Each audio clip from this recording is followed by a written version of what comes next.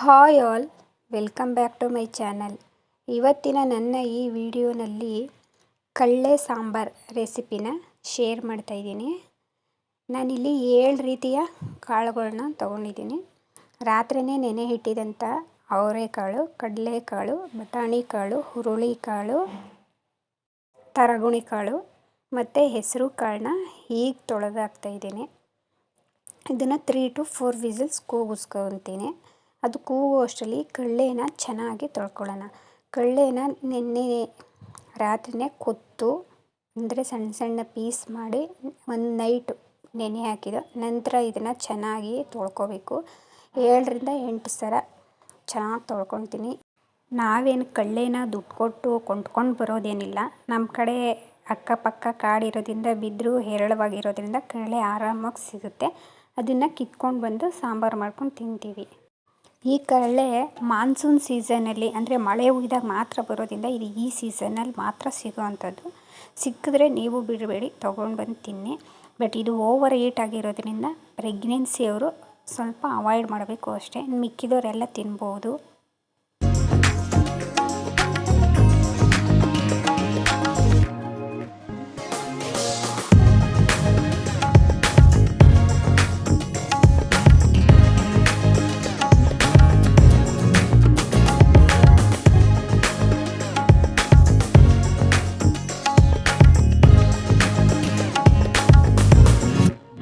ಈಗ ಕಾಳು ಬೆಂದಿದೆ.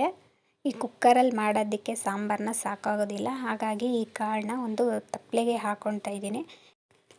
ಈಗ ಮತ್ತೆ ಕುಕ್ಕರ್ಗೆ ಬೇಳೆ, ತರಕಾರಿ ಮತ್ತು ಕಳ್ಳೆ ಇದು 3 ಹಾಕಿ ಮತ್ತೆ 2 ವಿಜಿಲ್ಸ್ ಕೂಗಿಸ್ಕೊತಾ ಇದ್ದೀನಿ.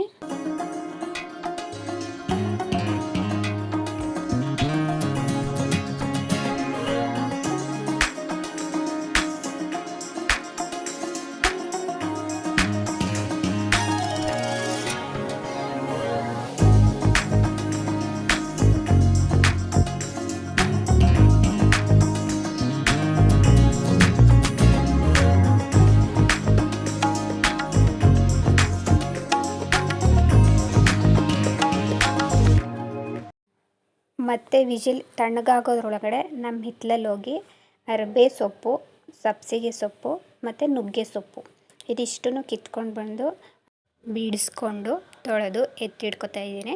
ಅಷ್ಟರಲ್ಲಿ ಕಾಳು, ತರಕಾರಿ, ಕಳ್ಳೆ ಎಲ್ಲ ಬೆಂದಿತ್ತು. ಅದನ್ನು ಮತ್ತೆ ತಪ್ಪಲೆಗೆ ಹಾಕ್ಕೊಂಡು ಅದಕ್ಕೆ ಸಾಂಬಾರು ಪುಡಿ, ಉಪ್ಪು ಮತ್ತು ಸಣ್ಣದಾಗಿ ಹೆಚ್ಚಿರ್ತಕ್ಕಂಥ ಒಂದು ಟೊಮೆಟೊ ಮತ್ತು ಬದನೆಕಾಯಿ ಇಷ್ಟನ್ನು ಹಾಕಿ ಚೆನ್ನಾಗಿ ಕುದಿಸ್ಕೊತೀನಿ.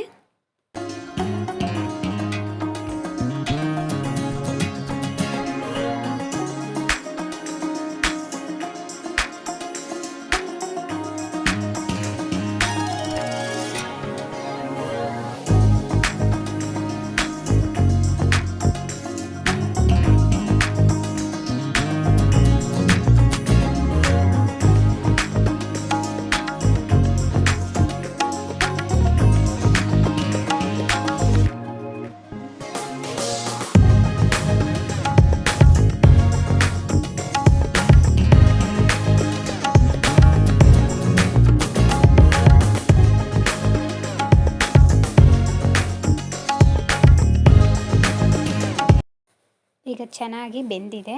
ಈ ತೊಳೆದಿರ್ತಕ್ಕಂಥ ಸೊಪ್ಪನ್ನ ಈಗ ಹಾಕಿಸ್ಕೊಂಡು ಮತ್ತೆ ಇನ್ನೊಂದು ಸ್ವಲ್ಪ ಬೇಯಿಸ್ಕೊಳ್ತಾ ಇದ್ದೀನಿ. ಸೊಪ್ಪೇನು ಬೇಗ ಬೆಂದೋಗ್ಬಿಡುತ್ತಲ್ವ, 1-2 ಕುದಿ ಬೇಯಿಸ್ಕೊಂಡು ಮತ್ತೆ ಒಗ್ಗರಣೆಗೆ ಎಣ್ಣೆ, ಸಾಸಿವೆ, ಈರುಳ್ಳಿ, ಸ್ವಲ್ಪ ಬೆಳ್ಳುಳ್ಳಿ, ಕರಿಬೇವು ಇಷ್ಟನ್ನು ಹಾಕ್ಕೊಂಡು ಇದಕ್ಕೆ ಹಾಕ್ಕೊಳ್ತಾ ಇದ್ದೀನಿ.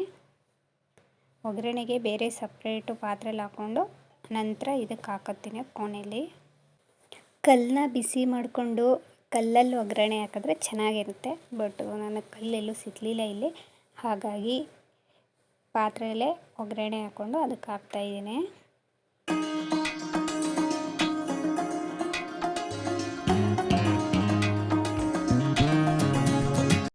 ಸಾಂಬಾರು ತುಂಬಾ ಚೆನ್ನಾಗಿರುತ್ತೆ.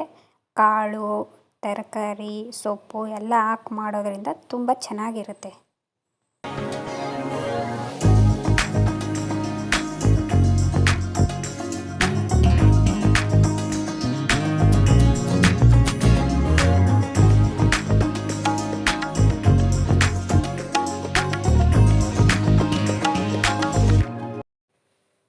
ಒಗ್ಗರಣೆ ಹಾಕಿದ ನಂತರ ಸ್ವಲ್ಪ ಹಾಲು ಹಾಕಿ ಒಂದು ಕುದಿ ಬೇಯಿಸ್ಕೊಂಡ್ರೆ ಸಾಂಬಾರು ರೆಡಿ ಆಯಿತು. ಸಾಂಬಾರು ತುಂಬಾ ಚೆನ್ನಾಗಿ ಬಂದಿತ್ತು. ನನ್ನ ವಿಡಿಯೋ ಇಷ್ಟ ಆದರೆ ದಯವಿಟ್ಟು ಒಂದು ಲೈಕ್ ಮಾಡಿ, ಶೇರ್ ಮಾಡಿ, ಸಬ್ಸ್ಕ್ರೈಬ್ ಮಾಡಿಕೊಂಡು ಸಪೋರ್ಟ್ ಮಾಡಿ. Thank you for watching.